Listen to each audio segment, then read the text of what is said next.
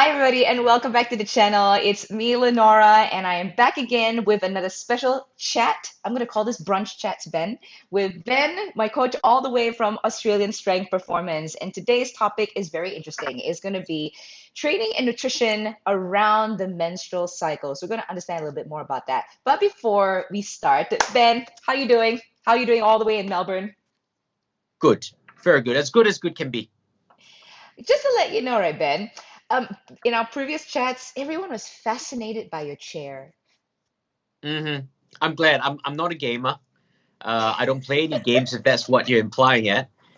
Chair was a gift from a friend, so that's all I know about it. Well, just letting you know, everybody thought it was fascinating. Maybe there was a secret part of Ben that did actually play games once upon a time. Never been a game person, unfortunately. Okay, well, any case, it's a really cool chair, and it's fascinating how people pick up all these small things when we're, I'm glad. I'm glad. yeah, we're not talking about that, but yeah.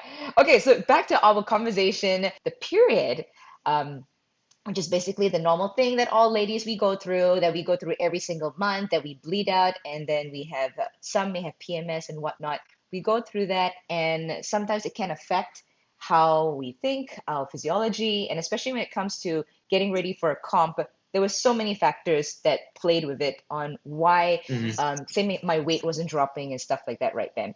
So with that, ladies, you all know about your period, but if you don't, go read up about it. And today we're talking on how to train and possibly eat better around the period. One person wrote, we hear a lot from old folks that women should not, I think, do exercises where your lower body goes above your the upper body.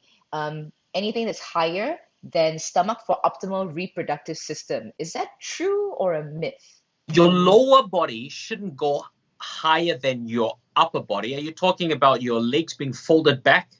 Yeah, I it's don't know I what you're assume asking. it's either legs are going higher. I maybe like for example a leg raise. Okay, I think what she's referring to, like when some people do yoga, they go into the feet are basically towards the ceiling and you're lying on the ground, so nothing Okay. where I assume is something like that. So what you're basically saying is that based on traditional thinking, because blood is meant to come out, and by putting your legs above your head, you are preventing blood from coming out. In fact, you're keeping the blood in. Now, traditionally, when you look at the menstrual cycle, the traditional thinking is that this blood is bad blood. It's blood that needs to come out. It cleanses your body. In a lot of religious sort of tribal thinking as well. So when a female has a bloody show, or I would say a bloody show, but a A red period, scarlet, yeah, okay. okay, essentially what it is the body's cleansing itself out of this bad blood. This is what, if you look at voodoo or you look at certain religions, they will think that way. So there is a lot of religious stigma around the period itself. Some females actually right now in this modern age still think that it is good to cleanse the body out because it's bad blood. Now, from a physiological level, that's not the case. As we know, Right. we know that the interplay of complex hormones actually cause this to happen. The blood is really the lining of the uterine, is a uterine lining that starts to thicken up. So the wall of the uterus thickens up because that is a time where within the female cycle itself, the female Mm. starts to release an egg. This is where the egg can be fertilized if, for example, she goes through intercourse or IVF or whatever the case, where there is a sperm being introduced, then that could potentially fertilize the egg, and the egg becomes a fertilized egg called a zygote. It develops, and that becomes your fetus. And that Mm. fetus needs to embed itself in the thickness of the uterine lining. The thicker the uterine lining, the more protection there is, and that's a Mhm. good thing. And so that's why when fertilization occurs and you get a fertilized egg that becomes a zygote, a baby, essentially, Yeah. then the female stops having a period because you don't want that blood to flush out. You want that blood to it forms like a pillow inside the uterus to kind of hold the egg down there and keep it safe. And when the blood comes out, that's not a good sign. It often means, having miscarriage per se, right? So that's when the blood comes out and you can't hold the egg anymore. The egg comes out together with that, and so that's not a positive sign. But in terms of, and again, this is just I'm giving you, when we talk about this topic, Linora, I want to be able to talk about it in a scientific way, but also in a way that I think a lot of people can understand and relate with. So the language that I'm using, pardon me, is not scientific language. And I don't want to go down that pathway because I think it may confuse a lot of people. This is meant to be a relational show where people can relate to the information that I bring across. So in painting that picture as well, I think what your audience or what this particular question is saying is exactly just that. If you tip the legs backwards, you're pushing the bad blood back in, which is not very good. That's why the older generation doesn't support it. They want to flush this bad blood out. And correct me if I'm wrong, but that's the impression I get out of it. Is it physiologically sound? No, it doesn't make physiological sense. So that's fine if you put your legs above, you move your legs above your head in that sort of yoga position whatsoever. The only thing about it is, and I mentioned this before, is the severity of the period. The severity of a female's period, you obviously often you can tell by the severity of the PMS. So the PMS is the premenstrual cycle. This is a period of time just before the period actually takes place. And the period we're talking here specifically where there is blood flow, right? The PMS is probably the most sensitive days leading up to the period. This is where females, it can be 3 to 5 days long. Females tend to go through a whole range of different emotions. It could affect their sleep. It could affect everything from them getting nightmares, for example. Some of them get body odor. It's very severe. It affects their cravings towards foods. They tend to crave a lot more sugary foods. They may feel lethargic. They may not want to go into the gym. And obviously this leads into the cycle. And if the cycle is heavy and there is heavy blood flow, then this exaggerates a whole range of other things, including getting bloated, getting back pain, and so forth. So there are other physiological symptoms that are associated with it. The more severe the PMS, the more severe the period would be, typically. And when that is the case, then yes, you really don't want to aggravate the body with too much activity or movement. And so that's why you find that a lot of clients that I deal with, typically Asian clients, would have the pre-notion or preconception that they've been told if they have a period, don't exercise. And that's not necessarily a wrong preconception, but it cannot be just generalized. That means if your period is very severe, then you need to take steps to minimize the severity. Exercise could potentially exaggerate that severity, and so it's probably a good advice on staying away from exercise. Whereas if you don't have a severe period, your body functions as it is, then exercise itself may not be such a problem. So it's a case-to-case situation. Yeah, it was great that you mentioned it because that was the next question. Should we train during our period? You already answered it, but is there anything else you want to add on to that? There is a lot to look at. I think, again, it's the severity of the period. The severity of the period, the one thing that is common with a severe period is the spike or the increase of cortisol, which is stress. And cortisol is a stress hormone, right? Now, on top of the complex interplay of estrogen and progesterone in the cycle itself, there is obviously stress. And the more cortisol increases during the period, the more the female will start to crave a lot of sugar. Now, the period is a time which is highly sensitive as well. So if a female moves through her period in a time of the month where she is under high amounts of stress, then expect the period to be very severe. So for example, during this time where, let's say, for example, I'm training a female client who is, a manager in an office in a situation where it's COVID-19 right now, and she's got to manage a whole bunch of stuff that has issues and retrenchment and this and that, and she's highly stressed, then expect her period to be extra severe this particular month because she's undergoing a lot of stress. So the period is kind of a thermometer, as a regulator, tells you what's going on in the surroundings. If your body is more stressed, expect your period to be more stressed. In fact, it may not also be regular because you are more stressed.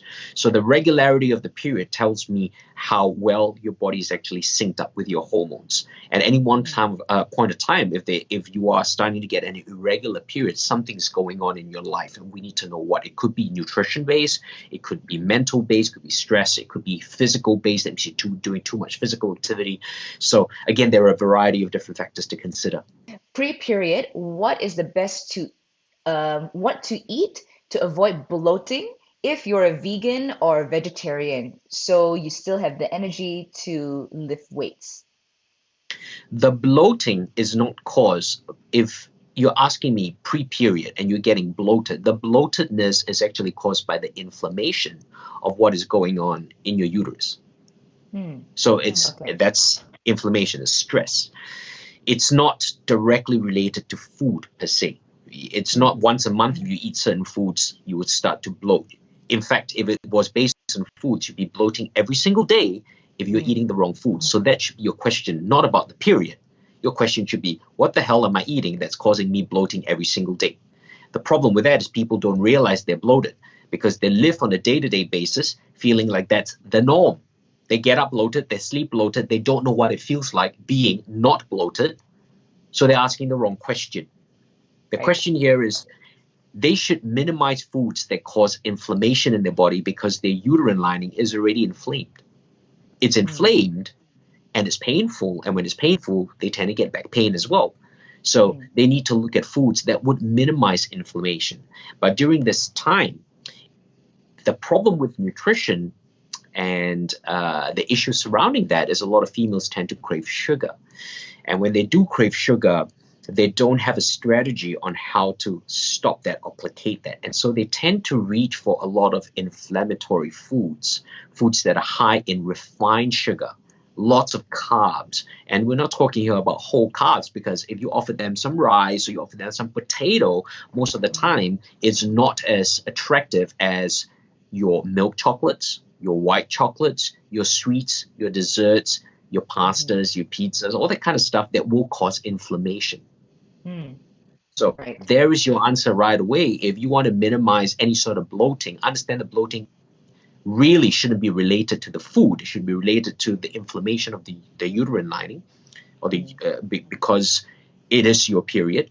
But if you get severe inflammation and you crave for sugar, that could create more inflammation. Say, like, for example, it's a vegan client or a vegetarian client, and they are trying to lose fat, they want to lose weight, and then we want to bring down, bring down what their calories are. So what can you actually offer them? Because they'll be like, no, I can't eat this, I can't eat that. What would you advise? First and foremost, if you're a vegan, let's not talk about vegetarians for now. If you're a vegan, you already severely cut out a lot of your options for food. So you know, when I do talk to any sort of vegan clients, my nutrition for them is based on whole foods. I would tell them to look for whole sources of nutrition, whatever it is. A vegan diet is a diet that is extremely high in carbohydrates anyway. Extremely. So they've already narrowed themselves out to a diet which is extremely high in carbs. There is no way they're going to narrow themselves out to a diet that's high in fat, nor a diet that's high in protein. A vegan diet is a diet that's high in carbs, period. Right? It's going to be lower in fat for sure, and a lot lower in protein, amino acids per se. Okay, with let's say we compare them subjectively with another person that's not vegan, for example. Right? So it's not I don't know how to answer this question because it's not a complete question. As you know, I'm very, very, very specific. If you're throwing me what to give to a vegan during a period, a vegan doesn't differ from any other person. A vegan's a person as well. And I would say, you know, you want to stick on your diet. There's nothing wrong with your diet. Your diet needs to be whole foods and needs to minimize and refine sugar. Just like I would tell anyone who's not a vegan. Stick to a whole foods diet and minimize sugar. A vegan would find protein in different sources of vegetables. A non-vegan would find protein in sources that are not vegetables. The only difference is sources of protein. That's all. They're still eating whole foods, minimizing refined foods. So there is no difference in the theory of what I need them to eat. It doesn't make a difference. You know, if I had a choice, a person on a very healthy diet would be vegan with a side of protein. Mm. You understand that?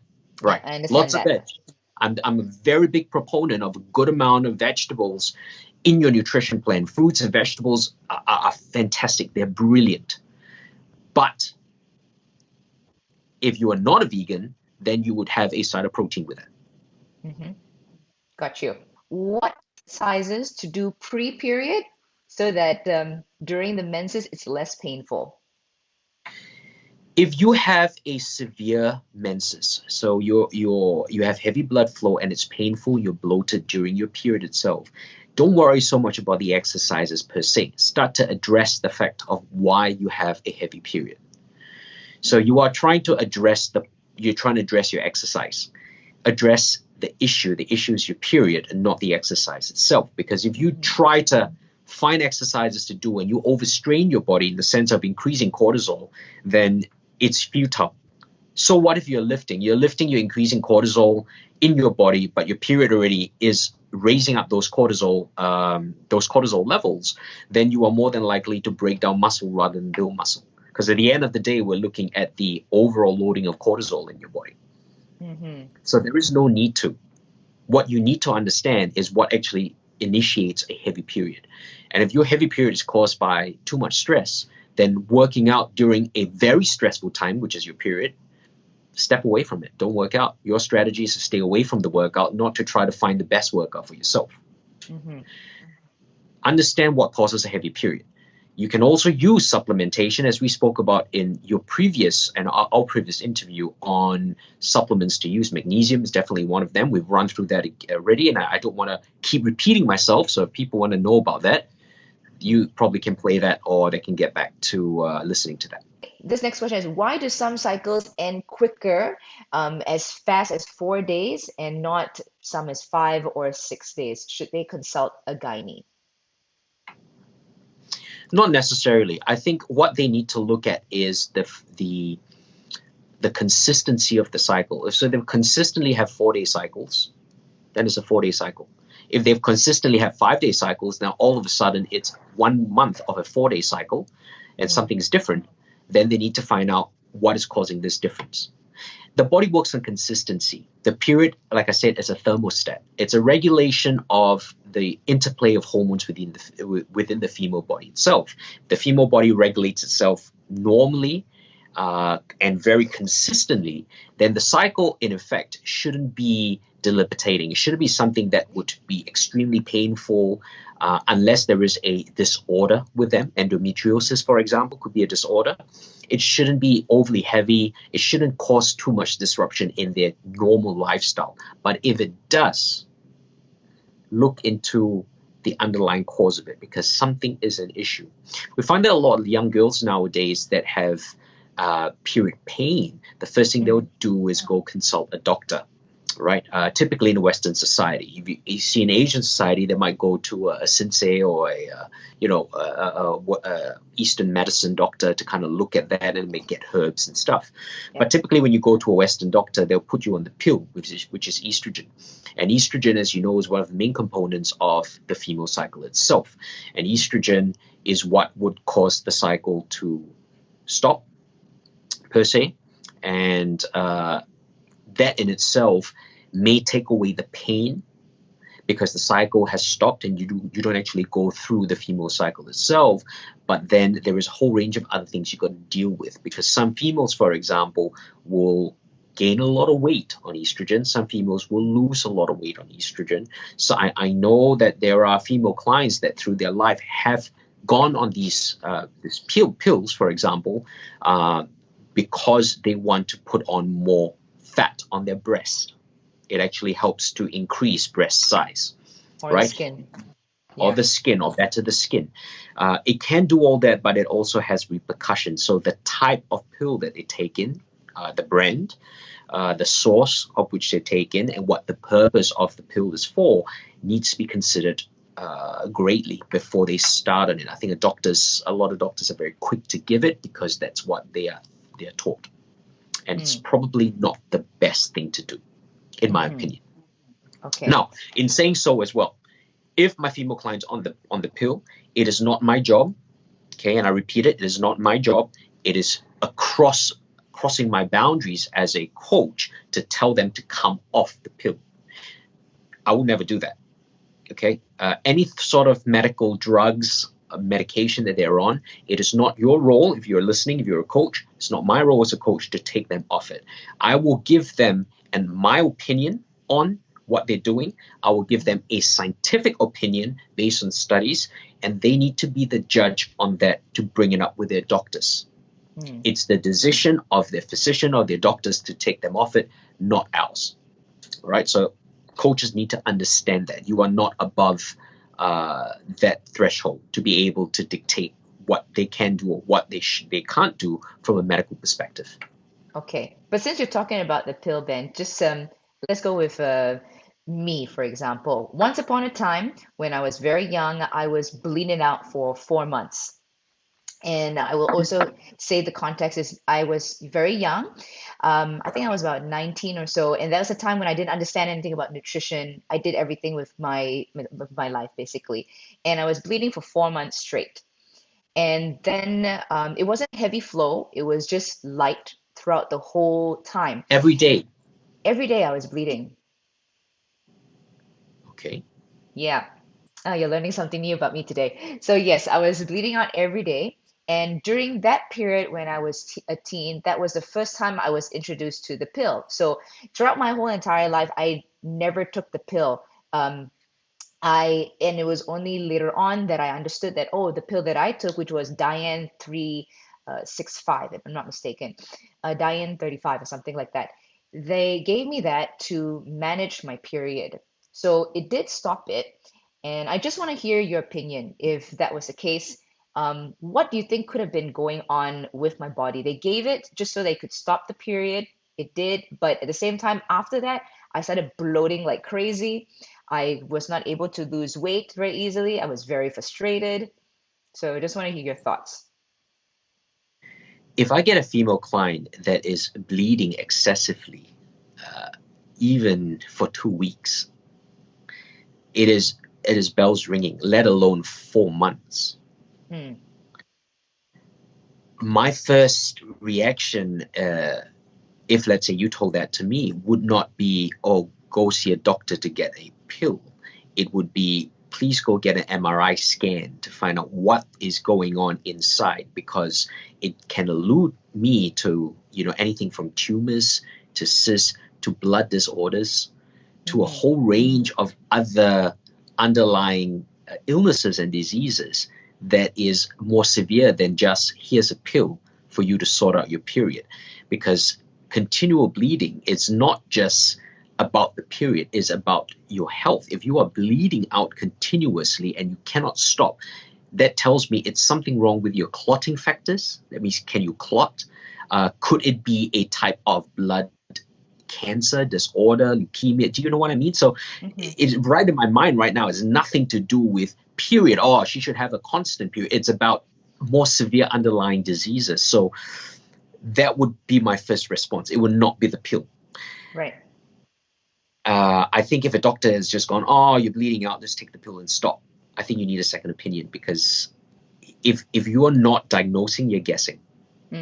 Sorry, I forgot to mention that they did take. So once again, guys, this is what I'm sharing is actually my own physiology that happened a long time ago, and we did do a scan on it, and she found that there was cysts in my ovaries. So we did the scan. So would you say like during that period I already had PCOS? Could that have Yes. been it? Yeah. And again, this leads us to a whole different topic, right? With PCOS, and you've spoken about that, polycystic ovarian syndrome, and you know that there is PCO, polycystic ovaries, and polycystic ovarian syndrome. Both of them are related but not synonymous with each other. So if you have one, you may not have another.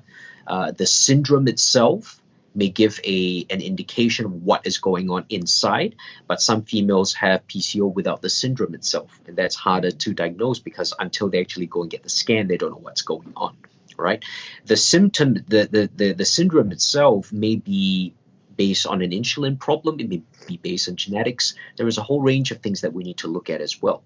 Yep. So there again, that's why you would see when you ask me a particular question, my brain goes in a range of different directions.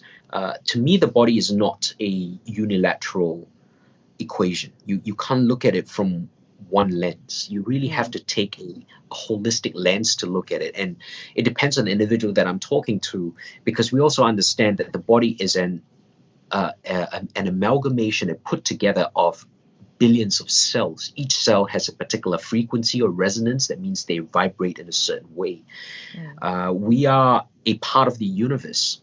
Everything around us is made of the same matter. If you look at the table in front of you, essentially it's the same matter of what you have in there. They just vibrate at a different frequency, which causes them to look a certain way and feel a certain way. There is space between all of this. So I'm talking about physics right here, right? Now, in saying so as well, because we are the way we are, there are things that can affect our body apart from just the physical things that we understand. I'm going to go into a little bit deeper right here. Science is what we call empirical evidence. That means we need to see it to classify it as science. If we don't see it, it's not science. Religion is not a science. Yet religion has such powerful beliefs that it can affect how our cells resonate with each other.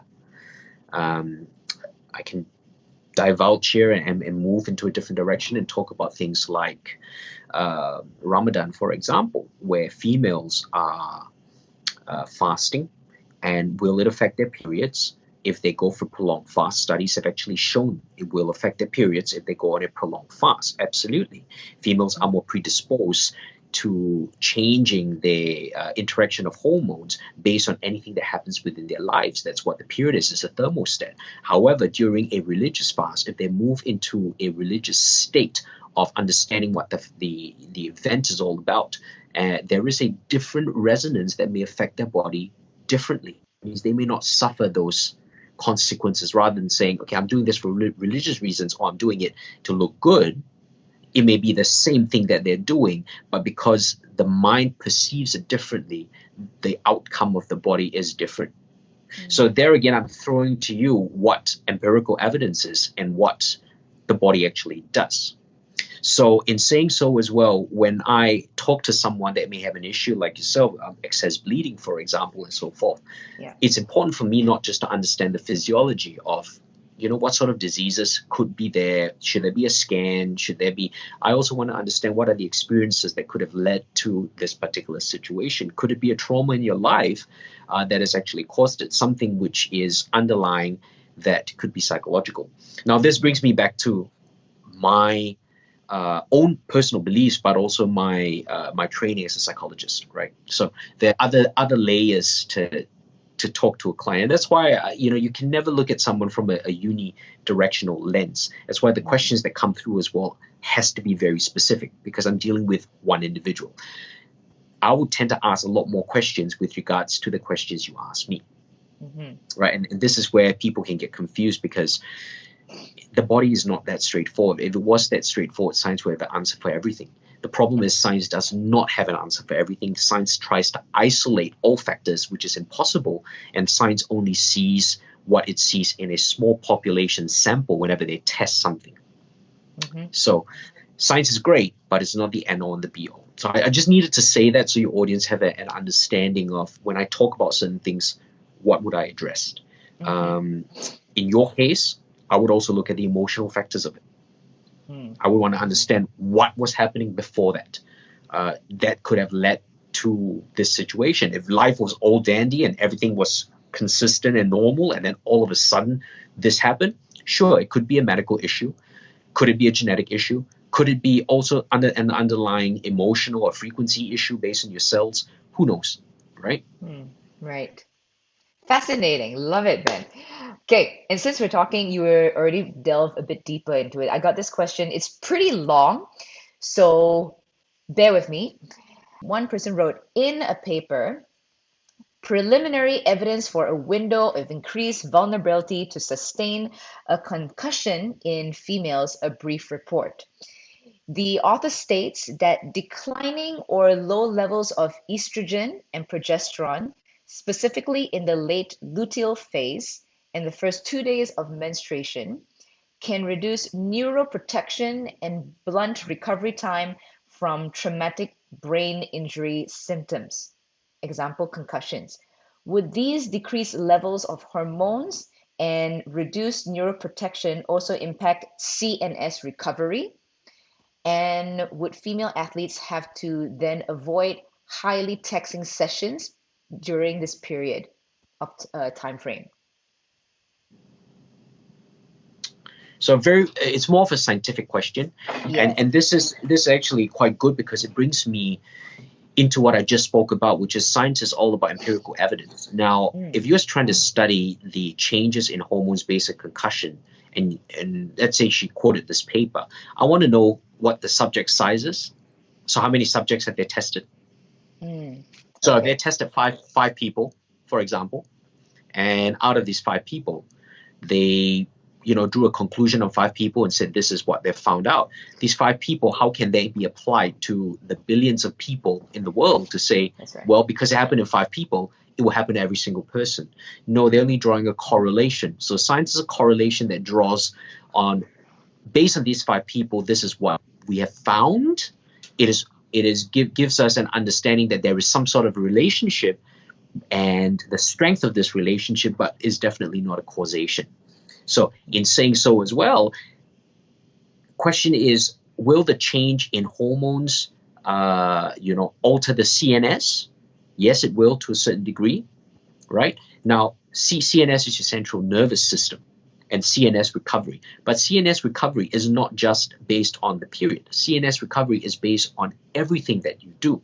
If you're doing a heavy session, your central nervous system is going to take a longer time to recover, as you know that. So let's say you do, a really heavy squat today, 1 RM, you're not able to repeat that session for another week and a half, because any earlier, your central nervous system would not have recovered, and so you will not be able to lift the same amount of weight. You may not feel sore, but your nervous system hasn't recovered. The difference with a CNS workout and a muscular workout is the fact that after you do a strength workout, let's say you lift a really heavy weight, it takes a long time to warm your body up to lift that weight. For one, once you lift that weight, you'll find that your hands start to shake. You're not tired per se. Yes, while you're doing the exercise, the 1 rep itself, it feels like your head's about to pop out of your neck, but you're not tired. Like a muscle endurance workout, you don't feel like your heart is about to jump up and you're about to die. You just feel a little bit dizzy. You stand up and your hands start to shake. So you feel different. A CNS workout, central nervous system workout, gives you a completely different physiological feeling in your body than a muscular endurance workout. So lighter weight, you push your body. This is what people call an intense workout. The word intensity is used wrongly here, but people call that intense workout. And so it's a difficult workout. They sweat. They feel like, they're about to vomit. That's a muscular system workout. The body recovers faster from a muscular system workout than a CNS workout. All right. So just to give people an understanding. Now, when you're applying hormones to your CNS, would it actually the changes in hormones, will it affect CNS recovery? Absolutely, it will. But the degree of how it will affect it depends on the individuals. It depends on, here in this study, they're looking here at progesterone and estrogen. But understand as well, this is what I'm going to throw out there. In any female cycle, there is more than just estrogen and progesterone that's being involved. There is a whole range of other hormones that are being involved. Follicular stimulating hormone, luteinizing hormone. There's a range of other things. Now, on top of, to layer this range of hormones that are being very closely interplayed within this complex cycle itself, females also have testosterone, which they have to account for. Females also have cortisol and insulin and a whole range of other hormones to account for. These other hormones can be affected, whether it's with the cycle or with other things, such as foods, such as lifestyle.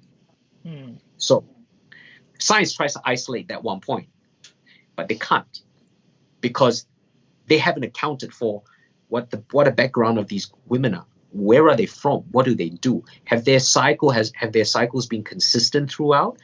Yep. If one came from a very traumatic stress background and one came from a very well, proper, no stress sort of background, it makes a huge difference on how their hormones would actually react to the central nervous system. Do you see what I'm trying to get down here? There are so many underlying what and whys for me to answer that question. Because I'm answering it now, you've thrown me a science question, I'm going to answer you like a scientist.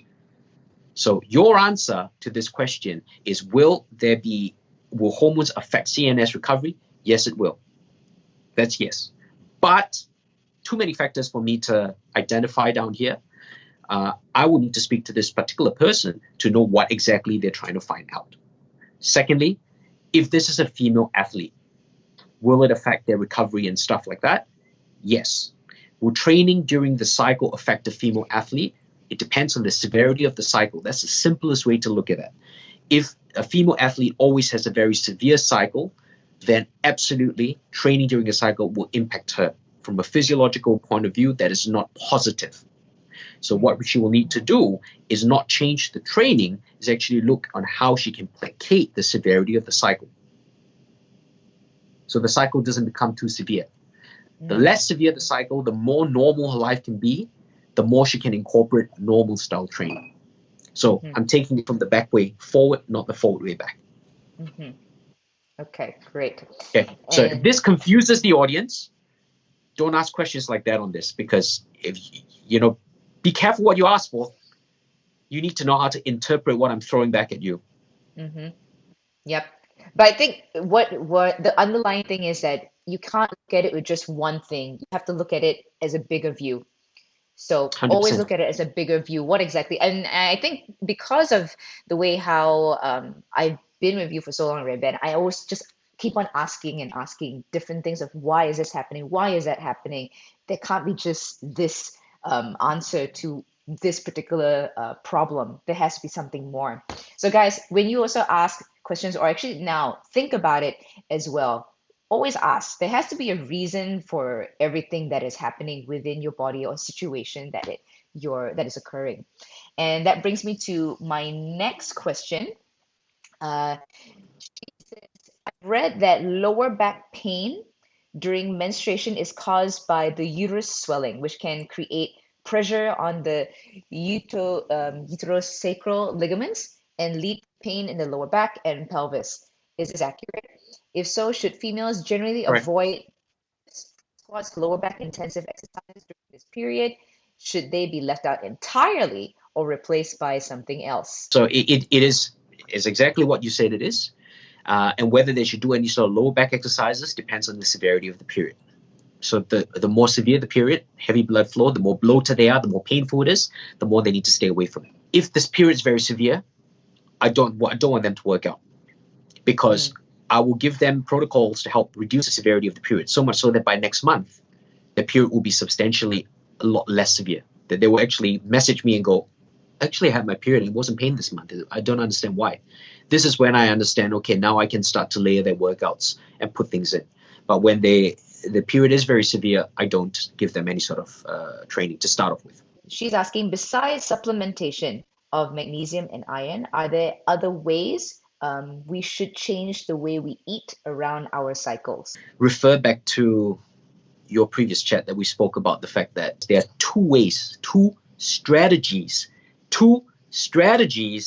on how to mitigate it. One of them is supplementation. The other one is carbs. I've said this time and time and time again. It's all in my post.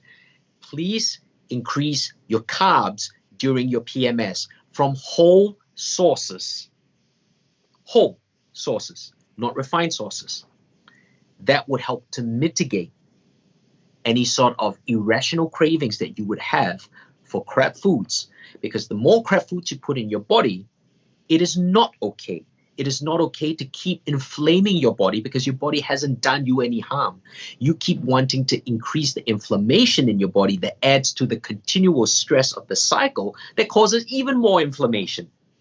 So how is your body going to feel? Bloated, painful, irritable. It doesn't want you to touch it as well. Isn't that a sign? Don't we read signs? No, unfortunately not. We don't read any signs that our body gives us. Hmm. So 2 strategies. This one is a more personal question, Ben. She is saying, personally, she does workouts during the time of her period. It does make her feel better. And hers is a curiosity. She realizes that if she performs a very high intensity workout, and when I ask about it, that means a lot of volume, say burpees, a lot of plyometric trainings. For the first 2 days of her period, she does that workout on the first 2 days of her period.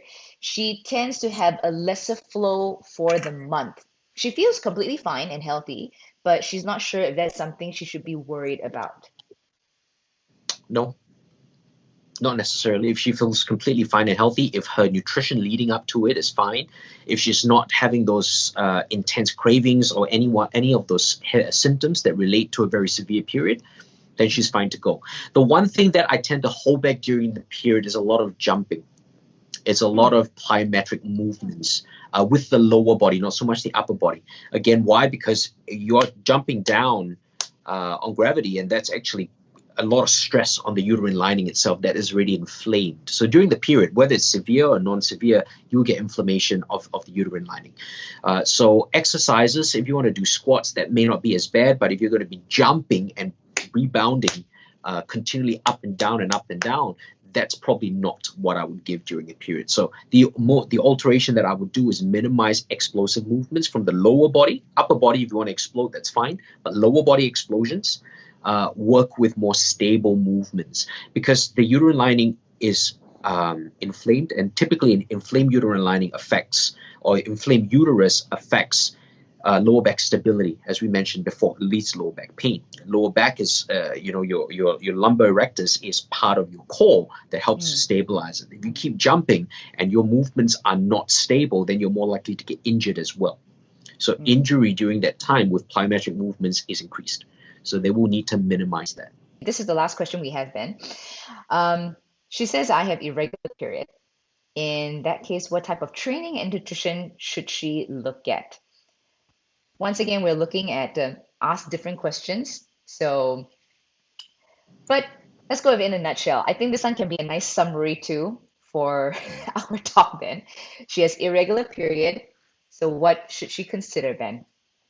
Well, she should firstly consider, the first question I ask her is, when did her period become irregular? When did it start? If, let's say, she started a period, it was regular, and then all of a sudden it's become irregular, then something would have happened along the way. Identify what event that is. That's very critical, because it could be an emotional event. It could be a physical event. Let's say she competed in a show, right? And all of a sudden, after the show, she stopped having a period for 2 years. She worked with a trainer that told her to eat in a certain way, and that stopped her period. What was the event? That event will lead me to give her a solution. It is what event that leads to the solution. If the event was all of a sudden in her life, everything was consistent, and then something switched, and it became irregular based on trauma, something happened in the family, right? And I'm being, very honest and black and white here. It could be rape. It could be, something that's traumatic, for example. Then trying to give her a physical solution may not actually solve it in the long term. An individual like that will need to seek psychological help. It is in offloading that burden that actually caused it initially in the first place that would allow her life cycles to come back to normality again. So the block here is a much bigger block than just something that's physical. It's underlying. Do you understand that? So for that particular individual is identify what the root cause of what this irregularity is. If they've always been irregular since they had their period and it's never been regular, then I will look at their nutrition, because it is what, we're talking here about a young girl becoming a woman and periods irregular. Typically, when you're a young girl or a kid growing up, the food that's given to you is given to you by your parents. So unfortunately, they have probably fed you the wrong foods.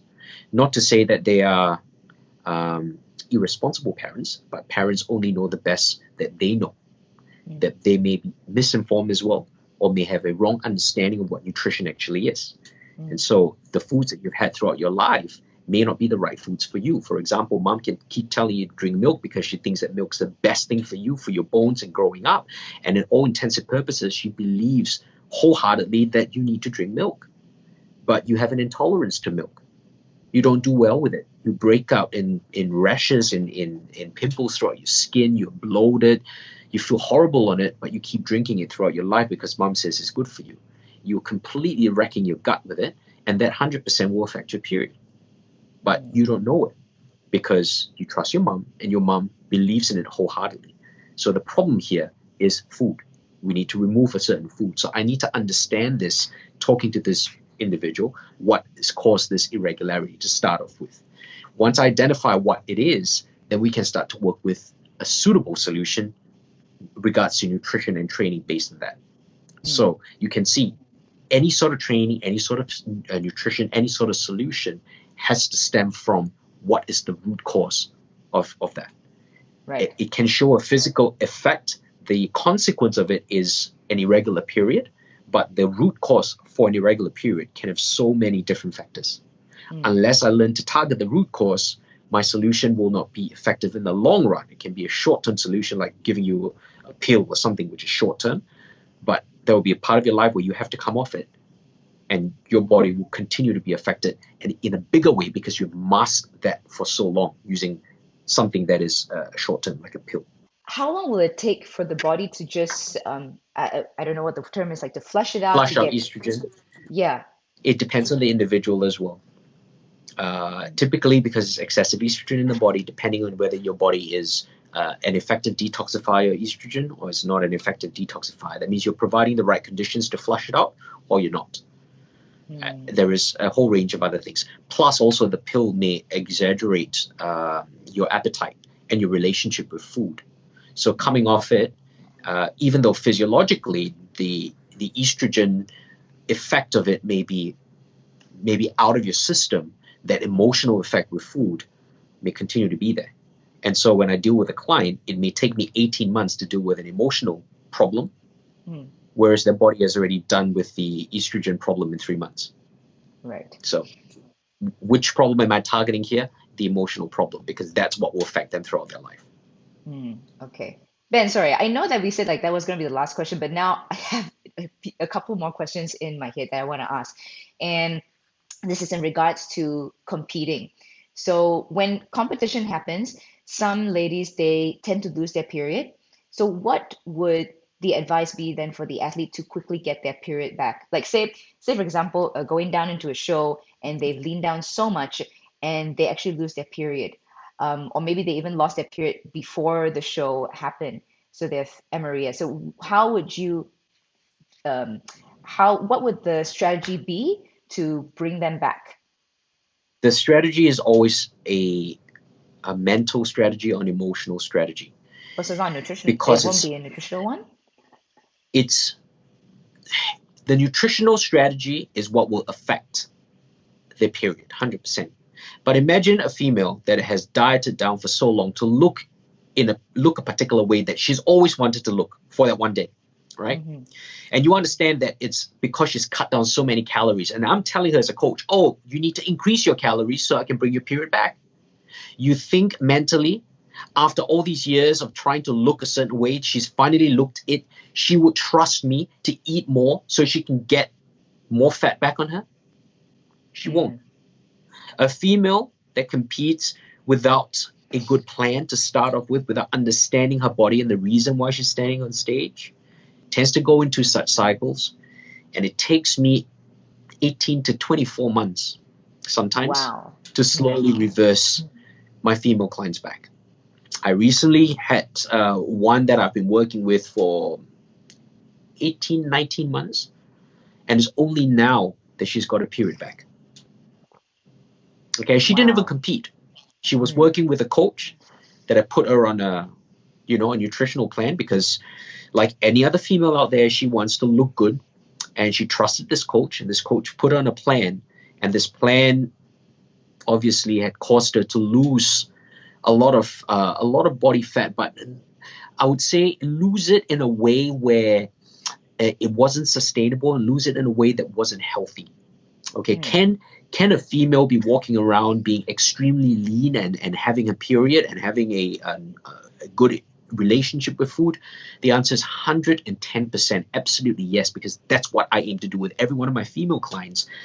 But not every coach looks at that. And so when she came to me, her period had stopped for months, but it was this emotional connection that she had, this fear of eating more, that held her back. So by telling her to eat more, it's not going to help her to eat more. Right. Because she has a fear of eating more. It is to teach her how to overcome that fear and saying one step, it's okay, one step. And there'll be things that she'll be doing in the back scene that I wouldn't know about, whether it's purging her food out, whether it's starving herself, whether it's telling me she's having certain calories but she's not having, who knows? And I accept that that's part of the process, because everyone has their way of going through something. And if you expect, every client to be 100% honest with the coach, I think you are delusional. Because that will not happen. People will have certain things that they want to keep to themselves. These are called secrets. And that's fine. And that's absolutely fine, because a secret doesn't escape my eyes when I look at you physically. Right? If I know that, I know physiologically it doesn't take 18 months for your period to come back. I can get it back as soon as 2 months. But if you're taking 18 months, something's going on. I'm not stupid. But you know what? I'm here to support you. I'm here to make you understand that this is a process.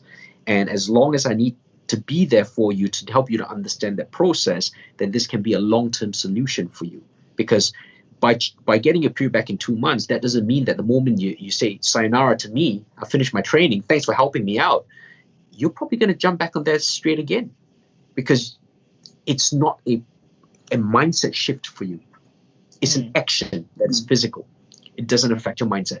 Very similarly, and I'll bring it back to you as well, in your relationship with food and sweets. You can stay off it for comp. The moment you're off comp, there is no understanding of this relationship, because you will go straight back to it. Then you will go around and put on weight, and then come back again, and then I'm going to help you lose weight. And it's a journey until you learn to understand that relationship you have with food on your own accord. This will continue. It's a lesson you've got to keep learning. So I'm always about long-term solutions. That's why when I work with a client, I don't like working with a client for 3 months. I don't take them for 3 months, 1 year at least. I work with them. I take my time. I understand their mindset first, because losing weight or looking a certain way is more than just a physical thing. There's a lot of prep work that needs to be done to get them to a state of understanding before this becomes something that's long-term. And I'm glad you mentioned that too, because for those thinking like, oh, yeah, they hire a coach and they can do this within 3 months. Because let's also be honest, right, Ben? I remember the first time when I found you, and I was like, great. And then you see all these transformations of like, okay, 3 months, and now it makes me, in hindsight, looking back now, it really goes to show that it does more than 3 months, because I don't know what's happening up here. I don't know what could have led for me to maybe come back to old eating habits or anything like that. But I'm glad that I have a better headspace of understanding and asking questions. Application is, I'll be honest, is something that I'm still working on, but I think I'm I getting think there. it's something that everyone's working on. Every single person works on learning how to apply it effectively. And every application is different from person to person. So there's so many, with all these factors to consider. That's why a solution is, if I write for you a program or a nutritional program, yeah, it's black and white, but how I deliver it to you, it's going to be so individual, because the language I use, what I'm hearing from you and what you're saying to me, it's not necessarily what you're saying, it's what is underlying. All these different things make an impact on how I need to deliver my solution to you. It has to be a way that you're receptive. It has to be a way that, it still stands my ground as a coach. I'm not there to say, oh, okay, you can keep doing this and that's fine, I'll support you. No, I've got to put my foot down and go, you know what? Hey, you need to see this. You are doing this again and again and again and again. You need to realize this. And I'm not here just to say, keep going. I'm here to say, stop it in its tracks. But here's how. And we need to work on that. Mm. Awesome. Well, guys, I think that kind of wraps up our conversation on training and nutrition around the menstrual cycle. I know we diverted here and there, which I think is fine too, because that gives opportunity for other things, other questions to pop up. And like, for example, magnesium would be another topic that I would love to talk to you, Ben. I mean, I was just having a conversation again with a friend on how she was helped greatly with magnesium in regards to her period. But then again, also, there's so many kinds of magnesium. How exactly do we use it? That's a topic by itself. And then, even now that you mentioned about the relationship with food, gosh, I don't know how long that topic would be, Ben, if we just talk about the That's a relationship lot of of stuff. food.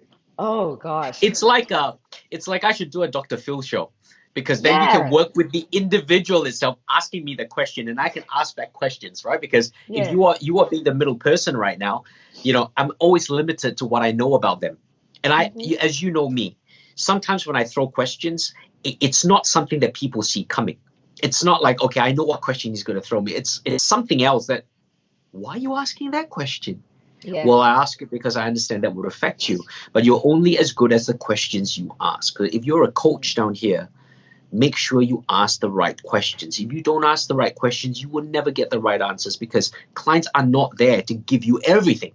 There will be things that they will hold back. There will be things that they have forgotten or buried, that until you learn how to dig it up, you're not going to get the right information. Hmm. Exactly. So go with where underlying I think the main takeaway for this, ladies, is your period, as Ben said, is a thermostat. It's a great indicator of what exactly is going on in your body. If something is not happening right with your period, probably then it's time to ask certain questions of what exactly are you eating? How are you living your lifestyle? Or what has Questions, happened leading yeah. up to that. Oh wait, hang on. Just to let you know, to understand him, like I mentioned, we were talking about relationship with food and nutrition. And Ben, I'm so happy to say that he's just launched a book on Learn ASP. So you want to talk a bit more about that, Ben, about the nutrition book? Yeah, absolutely. So this book has actually been it was an article that I was coming up with to help clients, but I've actually added in so much more information, because I really feel that this piece of information that's added in would give you value in understanding nutrition a lot more. It's called Nutrition Success, and it gives you I guess, my view, on not just on the science or the interpretation of science, but how it can be practically applied to my clients, the results that I see on myself and my clients, to be able to give you a practical application of nutrition itself. Some people talk about the cheat meal and the refeed meal and all that kind of stuff, but they don't know how to apply it properly. You see so many Instagram, your superstars or your heroes, and they eat those epic cheat meals, and you're like, oh my gosh, I can go for 12 donuts and look like that, but you don't know what's going on in that process between them having those donuts and them having those abs. And I want to paint that full picture for you, so you actually understand in practicality what happens from a physiological point of view, what happens from a mental point of view. There are a whole range of things that happen. So people need to see this and understand it. It's always been the white elephant in the room. Mm, And I want to point it out. So this book is it's close to 50 pages of just good stuff down there, lots of illustrations, but also wow. a lot of practical experience. I just literally launched it a couple of days ago, Mm-hmm. and it's now out on the Learn-ASP platform. So learn, learn-asp.com. That's the site where you can go get this book from. It's only $12.99, really, so there's a lot of value in there, and this is on a special discount.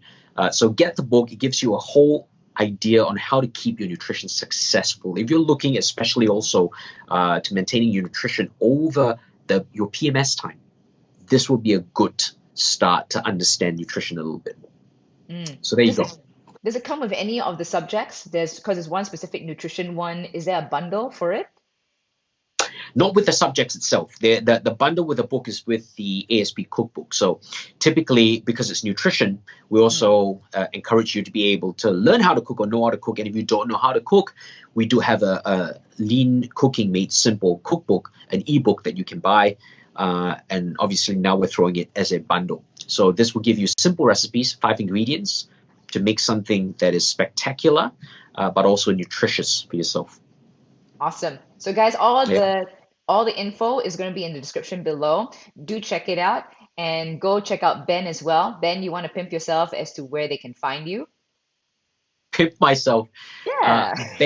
Ben Performance Coach. I'm pimping my chair out as well, if you like my chair. Ben Performance Coach on Instagram. I do really want to point out this, that, you know, I really enjoy the questions that you guys put forth. I really enjoy answering them.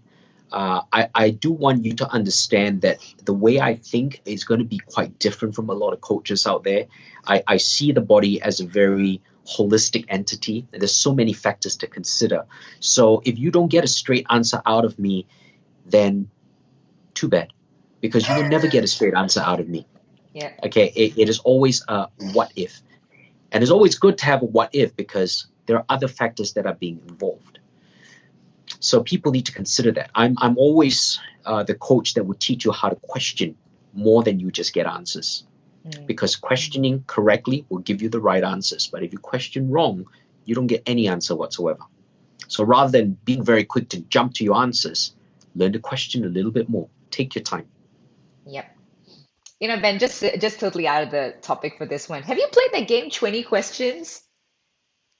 No, I haven't. Okay, let me just tell you what it is. Right here, I've been playing a game with you called 10 to 15 questions, sometimes 16, 17, 18, 19 questions, but I don't think we've hit 20 questions yet. Yeah, so okay, let me just tell you why the reason this popped out in my head.